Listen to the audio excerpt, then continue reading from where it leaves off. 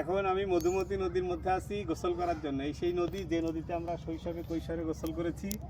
আপনারা মধুমতি নদীর নাম শুনেছেন, এই সেই মধুমতি। আপনারা দেখছেন যে এখন এই মধুমতির উপর দিয়ে এই যে এটা হচ্ছে রেল ব্রিজ, যেটা একেবারে পুরা ঢাকার থেকে পদ্মা সেতু হয়ে এটা বেনাপোল যাবে।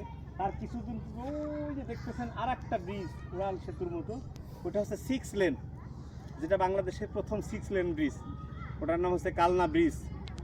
এখন আমরা এই মধুমতি নদী, সেই শৈশব কৈশোরের মধুমতি নদী এই বাড়িতে বাড়ি এসেছি আমরা। এখন সেই ছোটোবেলার মতো এই নদীতে এখন গোসল করতে যাচ্ছি। এই দেখেন যে আগের মতো এই কচুরি পানাও আছে, অনেক কিছু। নৌকা এখনো মাছ ধরে। কি মাছ ধরেন? চিংড়ি মাছ ধরে। এই সেই নদী, এখন আমরা গোসলে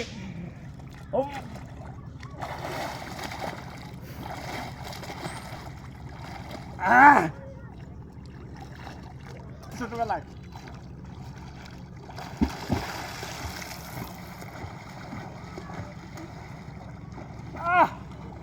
কি শান্তি।